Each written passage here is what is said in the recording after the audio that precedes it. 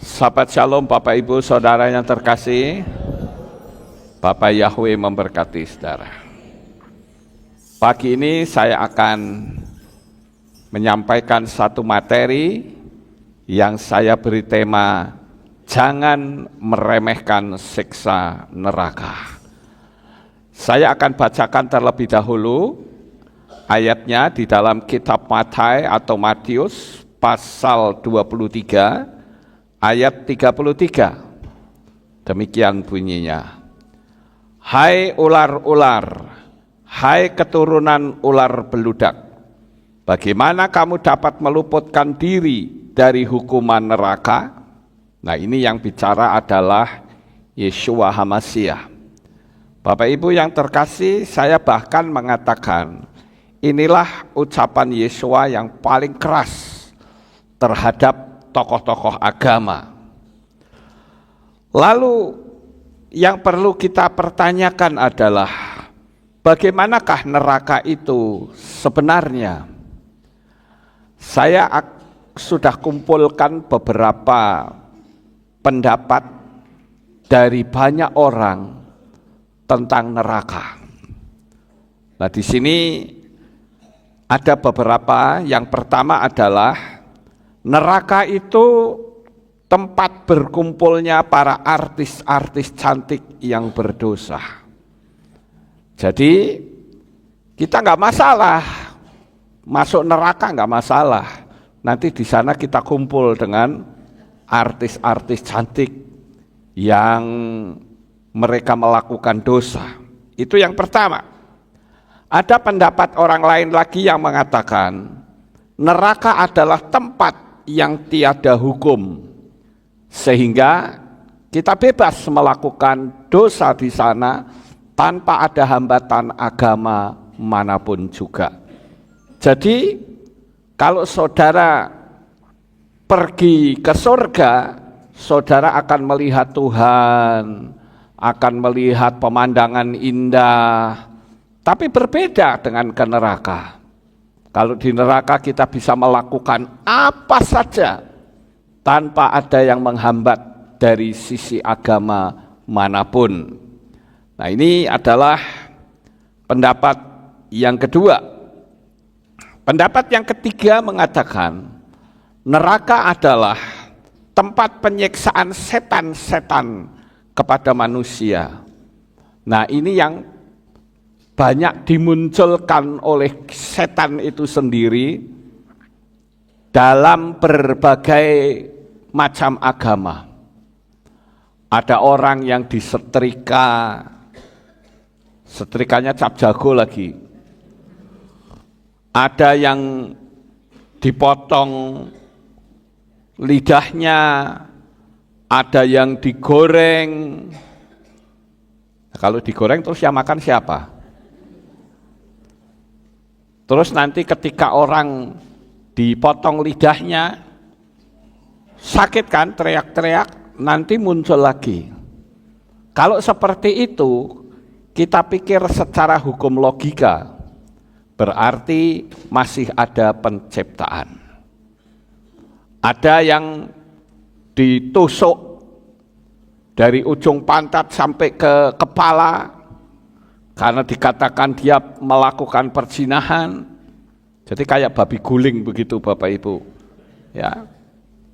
Nah, ini adalah bayangan-bayangan dari banyak orang.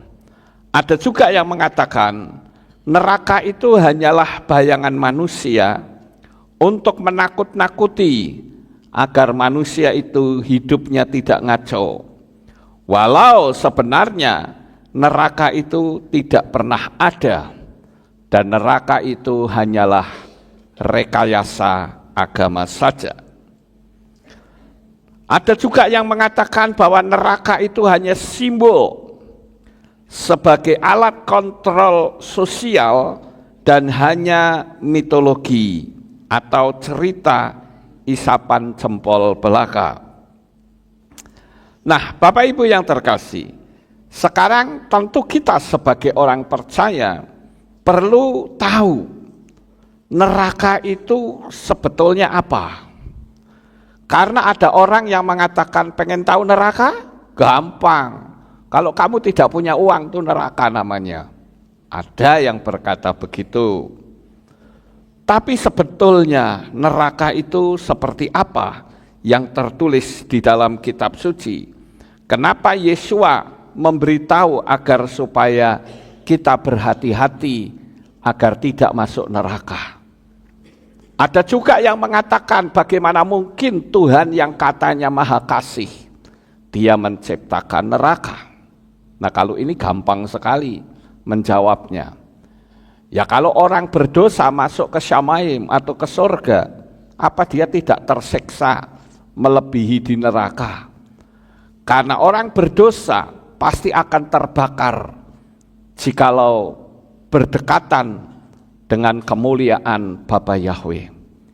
Kita tentu pernah tahu bagaimana ketika Raja Daud membawa tabut perjanjian dari Baali Yehuda ke Yerusalem. Ada dua anak imam yaitu Uza dan Ahyo yang berusaha untuk menahan supaya tabut perjanjian itu tidak jatuh ketika miring. Tetapi saat dipegang, karena salah satu di antara mereka bukanlah menyandang tugas untuk menjaga tabut, maka seketika itu juga mereka mati. Nah, Bapak Ibu yang terkasih, sekarang saya ingin ajak saudara untuk melihat sebetulnya neraka itu seperti apa. Tentu saja ini ditinjau dari sudut kitab suci kita. Yang pertama adalah neraka itu tempat penyiksaan. Di dalam kitab Lukas 16 ayat 23 dikatakan, dan di alam maut ketika mengangkat matanya sementara berada dalam siksaan, dari jauh dia melihat Abraham dan Lazarus di pangkuannya. Nah ini cerita tentang Abraham ya yang ada di Syamaim, sementara ada orang yang kaya yang masuk ke neraka. Saudara bisa lihat cerita lengkapnya di dalam Lukas 16. Saudara akan temukan di sana orang kaya yang selalu berpakaian jubah ungu, sementara ada Lazarus ya yang duduk dengan borok-borok sampai dijilati oleh anjing-anjing. Nah, sekali waktu Lazarus ini mati dan orang kaya itu juga mati. Tetapi ketika mereka membuka mata atau orang kaya membuka mata ini, dia melihat bahwa di atas sana itu Lazarus sedang dipangku oleh Bapak Abraham. Sehingga orang kaya ini minta tolong sejukkan lidahku dengan setetes air, tetapi tidak bisa. Nah, dari cerita yang Yesua ajarkan, maka di sana kita bisa mengambil sebuah gambaran atau imajinasi dalam pikiran kita bahwa neraka itu adalah suatu tempat penyiksaan. Lalu yang menjadi pertanyaan, siapa yang menyiksa? Nah, kalau ditanya siapa yang menyiksa, tidak ada yang menyiksa. Artinya tidak ada oknumnya. Bukan seperti yang seringkali kita melihat adanya setan yang menyiksa manusia, setan yang membuat manusia itu ditusuk, dipotong lehernya, dipotong lidahnya, dipotong telinganya. Bukan begitu, saudara. Karena itu hanyalah justru imajinasi gambaran. Karena di dalam kitab suci kita tidak pernah ada setan menyiksa manusia. Kalau seandainya ada, maka saya bisa mengatakan bahwa setan-setan itu adalah makhluk yang paling beruntung. Karena selama di dunia, dia mengganggu manusia. Tetapi ketika di neraka, dia juga menyiksa manusia, bahkan ada rajanya neraka. Maka saya katakan kisah yang seperti itu hanyalah rekayasa alam pikiran manusia saja. Tidak pernah ada setan menyiksa. Lah kok enak sudah di dunia ini bikin susah orang, di neraka nanti nyiksa orang, terus kapan dirinya sendiri disiksa? Jadi itu sebuah kisah yang tidak masuk akal sama sekali. Saya sering membahasakan itu ibarat seperti film Rambo. Rambo yang hanya satu orang mampu mengalahkan orang-orang Vietnam dengan kegagahannya, badannya kekar, dan lain sebagainya. Tetapi sebetulnya dalam faktanya, ketika Amerika perang dengan Vietnam, ternyata Amerika yang kalah. Ini yang namanya pembohongan publik. Sama seperti setan. Setan melakukan pembohongan publik, seolah-olah dia rajanya neraka, sehingga manusia itu menjadi takut kalau sudah bicara tentang setan. Tetapi kitab suci kita memberitahu bahwa setan itu sudah tidak ada kuasanya apa-apa. Dia hanya menggoda, dia hanya mengganggu, tetapi keputusan tetap kembali kepada diri kita masing-masing. Oleh karena itu Bapak Ibu yang terkasih, saya katakan bahwa neraka menurut iman kita adalah tempat penyiksaan. Kemudian kita lihat yang kedua, neraka adalah tempat di mana ulat-ulatnya tidak pernah mati. Di dalam kitab Yesaya 66 ayat yang ke-24 dikatakan, dan mereka akan pergi keluar dan melihat mayat orang-orang yang telah memberontak melawan aku, karena ulat-ulat mereka tidak akan mati dan apinya tidak akan padam, dan mereka akan menjadi suatu kebencian bagi semua orang yang hidup. Kalau saya menggambarkan, barangkali tubuh manusia itu akan muncul belatung-belatung yang begitu banyak, bahkan menjadi selimut mereka. Dan anehnya lagi, belatung-belatung ini tidak bisa mati di dalam neraka. Nah, itu yang saya dapatkan informasi dari Nabi Yesaya.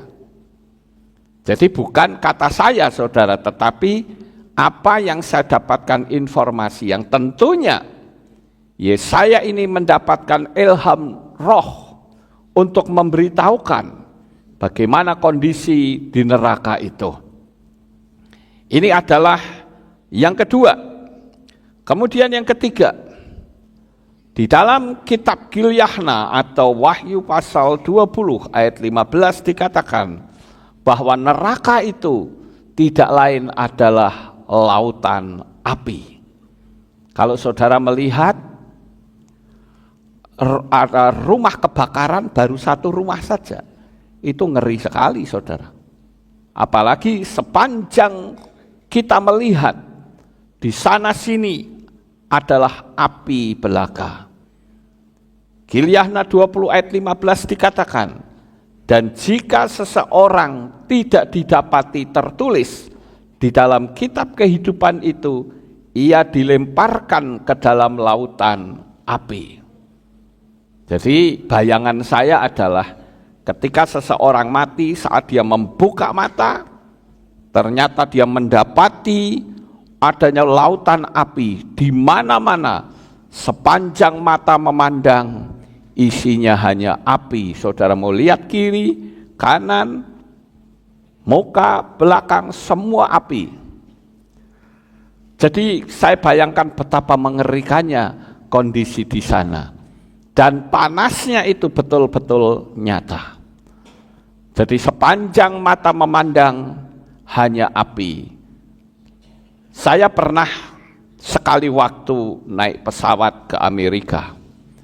Saat pesawat itu mau turun, kebetulan itu malam hari, maka saya melihat di jendela sepanjang mata memandang, itu hanya lampu-lampu luar biasa, seperti berlian di tengah malam gelap. Di sana sepanjang mata memandang, saya lihat lampu-lampu yang luar biasa, karena dilihat dari pesawat. Sekali waktu kalau saudara ke Amerika, lihat aja dari pesawat, pasti melihat pemandangan yang luar biasa. Kalau di Indonesia kan ngeblok, saudara. Di sana banyak lampu, nanti ada gerombol, di sini gelap, di situ gelap. Kalau di Amerika enggak begitu. Sepanjang mata memandang, hanya lampu-lampu belaka. Nah, saudara bisa bayangkan, kali ini yang kita lihat bukan lampu, tetapi api di mana-mana. Dan itu sangat mengerikan sekali. Kemudian kita lihat lagi, apa atau seperti apakah neraka itu? Di dalam kitab Gilyahna 14 ayat 1 dikatakan, neraka adalah tempat tanpa istirahat. Ya mau tidur bagaimana, orang panas di sana sini, saudara. Dikatakan Gilyahna 14 ayat 11, dan asap siksaan mereka membumbung selama-lamanya, dan mereka yang menyembah binatang buas dan ikonnya, dan siapa saja yang menerima tanda namanya, mereka tidak memperoleh istirahat siang dan malam. Untuk masalah ini tentu saya tidak akan banyak bicara, nanti malah kena take down lagi. Saya hanya ingin mengatakan bahwa next time apabila ada perintah yang sama seperti kemarin, kita harus berani menolak apapun resikonya. Amin. Ya, karena sudah jelas di situ, siapa yang menerima tanda bilangan binatang itu, dia akan dimasukkan ke dalam neraka. Bahkan jelas di sana, manusia tidak bisa membeli ataupun menjual. Itu sudah dibuktikan beberapa waktu yang lalu. Dan peristiwa itu baru ada waktu-waktu yang lalu. Nanti akan terjadi lagi, saudara. Tetapi saya katakan, jangan pernah kita mau menerima tanda bilangan binatang itu. Amin. Ya. Jadi jelas di sini dikatakan bahwa tempat tanpa istirahat. Saya bisa memberitahukan kepada saudara sekalian, para subscriber yang mengikuti streaming saya, mungkin ada di antara saudara yang berkata, loh saya sudah menerima sampai 4 kali, enggak usah khawatir. Saudara berdoa minta ampun kepada Tuhan, putuskan spiritnya, dan saya percaya Tuhan itu Maha Pengampun. Saudara masih punya kesempatan untuk hidup mendapatkan hak untuk bisa rapture bersama. Karena ada orang yang bahkan menantang, saya sudah 3 kali, 4 kali, enggak apa-apa tuh, ya sekarepmu. Ya, tetapi kita sebagai anak-anak Bapa Yahweh, kita berpegang kepada firman Tuhan. Tolak apapun resikonya. Amin. Kemudian yang berikutnya, seperti apakah neraka itu? Di dalam kitab Iyob 17 ayat 16 dikatakan bahwa neraka itu disebut sebagai gerbang kematian. Mereka akan turun ke ambang alam maut ketika kami bersama-sama turun ke dalam debu. Saudara perhatikan kata turun ke ambang alam maut. Di situ saya bisa gambarkan adanya pintu gerbang neraka, yang tempat di mana orang yang sudah masuk di dalamnya tidak akan bisa keluar dengan cara apapun juga. Ya kalau mati sekaruane, tapi ternyata orang tidak bisa mati, Bapak Ibu. Nah sekarang yang berikutnya adalah, ada begitu banyak nama tentang neraka. Tetapi yang terpenting di sini adalah bagaimana kita meluputkan diri dari neraka itu. Saya mencoba untuk mencari lagi, dan itu sangat banyak Bapak Ibu, tentang tempat-tempat seperti apakah neraka itu. Jadi saya pikir saya hentikan saja, kemudian kita mulai mencari tahu seperti yang Yesua tadi katakan, bagaimana caranya supaya kita terluput dari api neraka. Ya, ada begitu banyak nama tentang neraka, banyak sekali. Ya, tetapi yang terpenting adalah bagaimana kita bisa meluputkan diri dari neraka. Karena kalau sudah ada di sana, tidak bisa keluar. Dulu pernah ada seorang pendeta, saya nggak sebut namanya, yang bikin KKR di Magelang. Nah, pendeta itu mengatakan bahwa ayo kita keluarkan manusia dari neraka. Enggak bisa, salah itu pandangan seperti itu. Orang yang sudah ada di dalam neraka tidak bisa dikeluarkan. Yang benar adalah hambat manusia untuk bisa masuk ke dalam neraka. Nah itu baru benar saudara. Artinya mumpung kita masih ada di dalam dunia ini, kita mesti berhati-hati. Jangan sampai kita salah langkah dan akhirnya kita masuk ke sana. Kita lanjut Bapak Ibu. Di dalam bahasa Ibrani, nanti kita akan menemukan peribahasa, ya. Dalam bahasa Ibrani, peribahasa itu diterjemahkan dengan kata masyal. Kata ini digunakan dalam kitab Ibrani untuk merujuk pada pepatah, peribahasa, atau perumpamaan, seperti dalam kitab Mislei. Mislei itu juga sama dari akar kata masyal, yang penuh dengan masyal-masyal Salomo, atau peribahasa-peribahasa Salomo dari kata-kata bijak yang mengandung pelajaran moral. Kalau saudara melihat di Indonesia ini ada peribahasa yang terkenal sejak dari SD. Saya sudah tunjukkan clue-nya, ada 2 gambar ini. Kira-kira saudara bisa enggak merenung kalimatnya seperti apa itu? Berakit-rakit ke hulu, berenang-renang ke tepian. Nah, itu adalah merupakan peribahasa, saudara. Orang bisa mengatakan paribasane, gitu kan? Orang Jawa bilang. Nah, itu peribahasa namanya, atau masyal. Di dalam kitab suci kita itu banyak sekali kalimat-kalimat yang mengandung masyal atau mengandung peribahasa. Yang tentu saja pagi ini peribahasa ini saya arahkan untuk supaya kita tidak masuk neraka. Yang pertama adalah mata. Ada ayat yang mengatakan, jika matamu yang kanan menjerumuskan kamu, cungkelah itu dan buanglah daripadamu. Karena lebih menguntungkan bagimu bahwa satu anggota tubuhmu binasa dan bukan seluruh tubuhmu dicampakkan ke dalam neraka. Itu ada di dalam kitab Matius atau Matius 5 ayat 29. Nah, di sana dikatakan cungkelah matamu dan buanglah. Nah, ini kalimat masyal, kalimat peribahasa. Kalimat ini tidak bisa diterapkan secara letterlek. Wah, aku berbuat dosa, tak cungkil mataku dewek. Tidak begitu, saudara. Ini adalah kalimat masyal. Kira-kira saudara bisa paham? Jadi kalau begitu, jika ada kalimat yang mengatakan matamu yang kanan menjerumuskan engkau, cungkilah itu dan buanglah daripadamu. Artinya apa?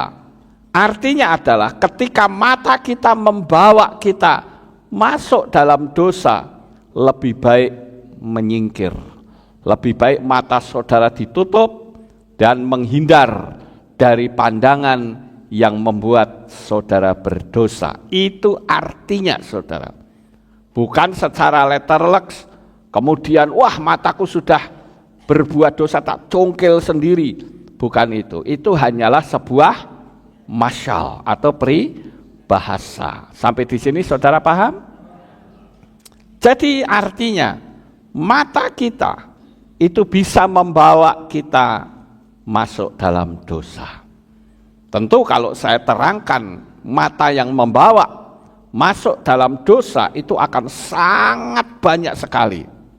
Bisa diberikan contoh-contoh. Lah oleh karena itu berhati-hatilah dalam saudara memandang. Kalau saudara memandang hati nuranimu berkata, stop, ini berdosa, ya lebih baik menyingkir. Ya, itu maksud dari mencungkil mata. Kemudian tangan kanan.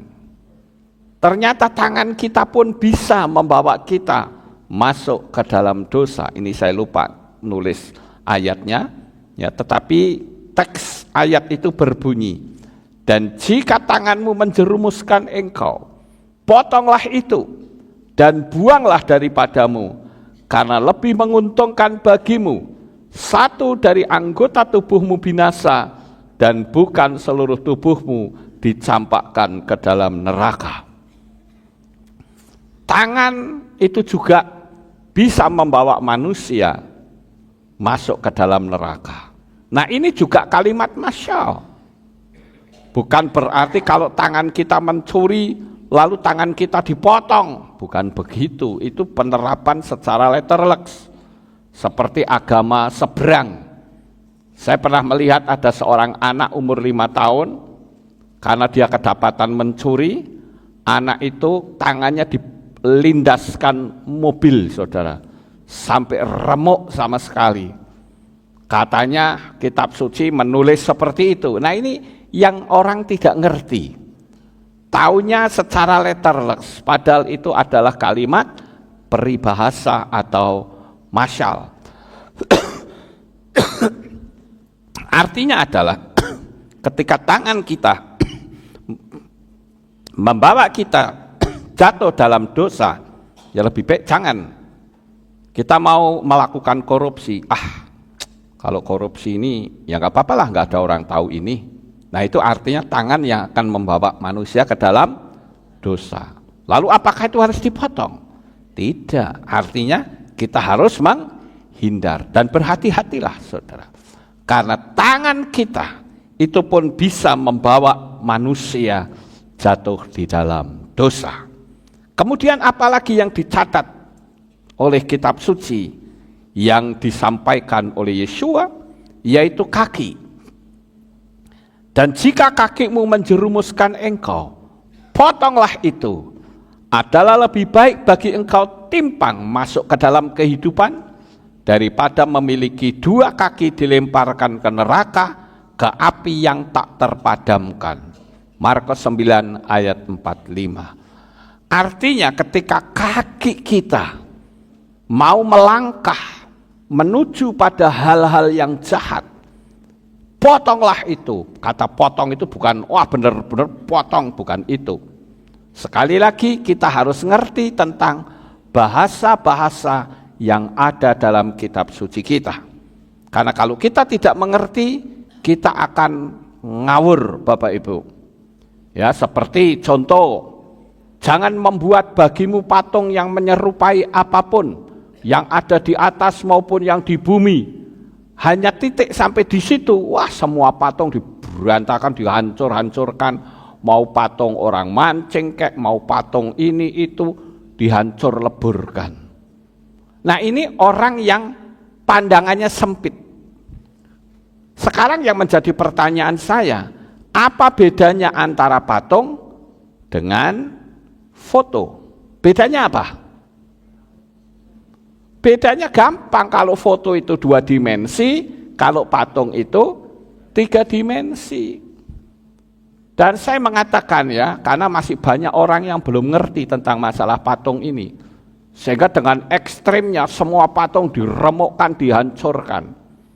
Saya katakan patung-patung yang harus dihancurkan itu adalah yang pertama, patung yang disembah. Itu tidak boleh. Foto pun begitu.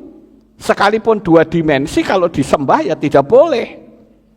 Kan ada tuh foto leluhur, kemudian disembah, kan begitu Bapak Ibu. Itu yang tidak boleh. Patung yang ada isinya, itu juga tidak boleh. Tentu ada spirit di dalamnya. Kemudian yang ketiga, patung tokoh agama, itu juga tidak boleh. Karena apa yang ada dalam patung itu, atau patung itu sebetulnya adalah perwujudan dari dunia alam supranatural. Jadi jangan serta-merta patungnya orang mancing dihancurkan, foto kuda dihancurkan. Nah ini orang yang pikirannya pendek Bapak Ibu. Bagaimana dengan orang yang buka usaha konveksi? Patungnya banyak tuh, patung manekin saudara. Apakah itu harus dihancurkan?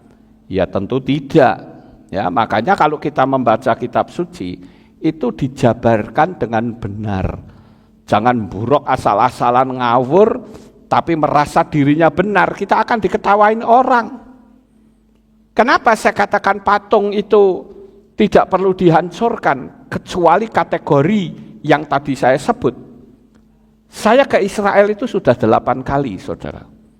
Dan saya masuk ke Yeshiva itu 2 kali.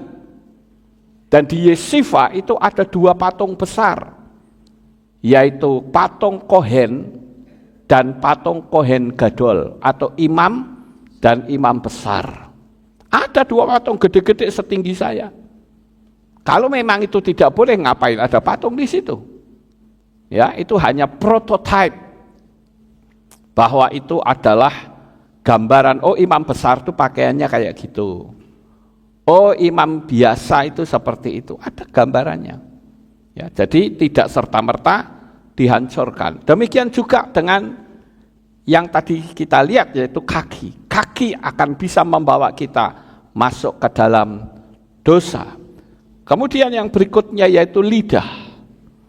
Di dalam kitab Yakobus 3 ayat 6 dikatakan, lidah pun adalah api, suatu dunia kejahatan.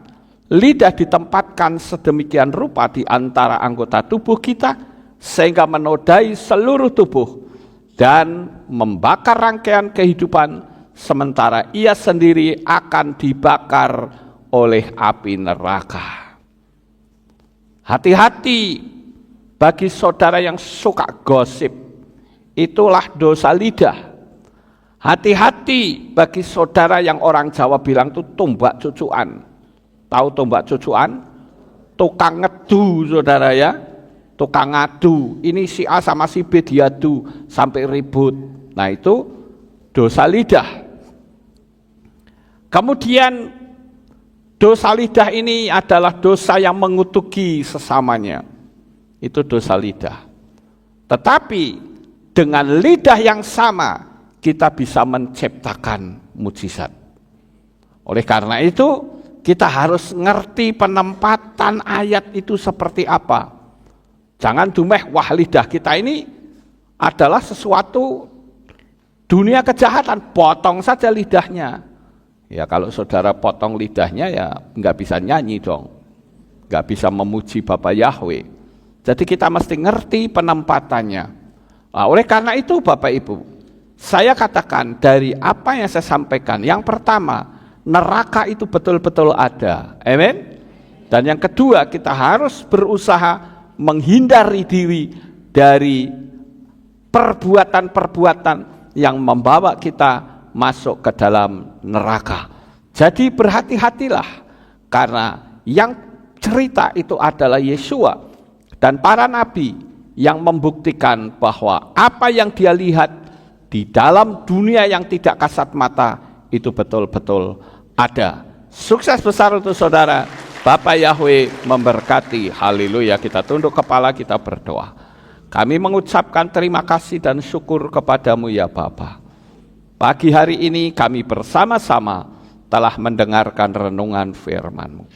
Biarlah apa yang kami dengar kami boleh tanamkan di dalam hati kami, dan kami akan lebih berhati-hati lagi di dalam kami melangkah.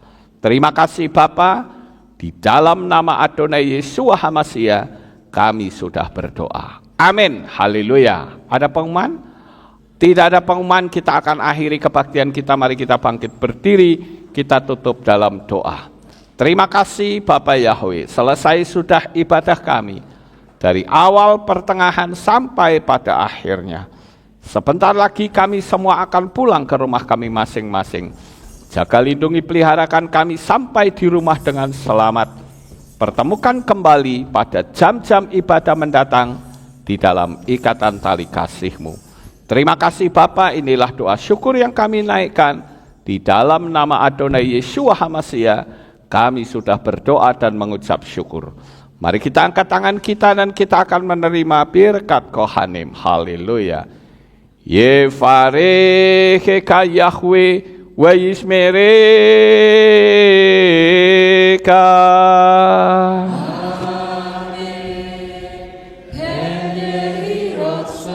Yair Yahweh panau eleka wihuneka.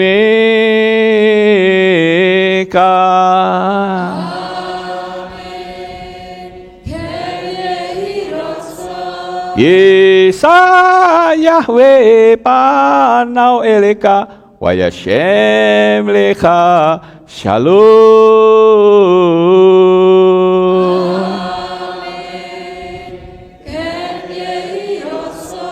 Baruk atapa eru faruk atapa sadeh. Engkau akan diberkati di kota dan kau akan diberkati di ladang. Amin. Baruk peripit neka ufriat matka ufri fahim teka syekar ala peka welsteroconeka. Diberkatilah buah kandunganmu, diberkati hasil bumimu, diberkati hasil ternakmu, anak-anak lembumu dan anak-anak dombamu. Amin. Baruk tanah kaum misyarteka, diberkatilah bakulmu dan tempat adonanmu. Amin. Baruk ata baboy kau faruk ata betseteka, dan kau akan diberkati pada waktu kau masuk dan engkau akan diberkati pada waktu engkau keluar. Amin. Baruk ata Yahweh Elohenu melek haolam besem Yeshua HaMashiach Ruach HaKodesh kile olam faed. Kami sudah berdoa dan mengucap syukur. Haleluya. Amin.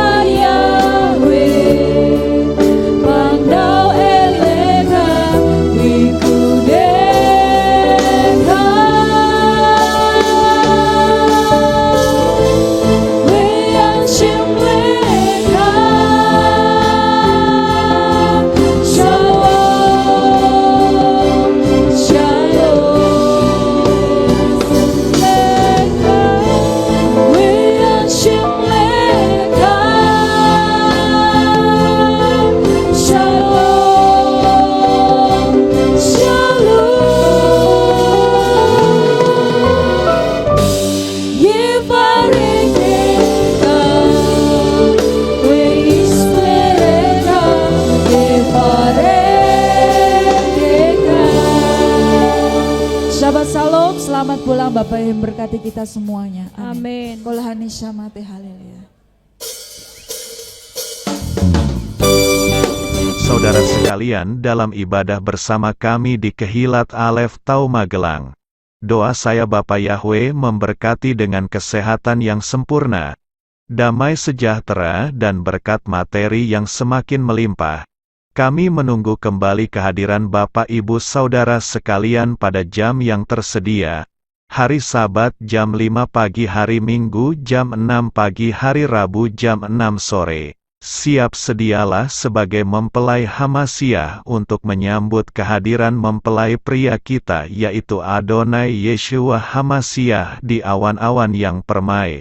Amen lehitraot. Shalom, sampai jumpa kembali.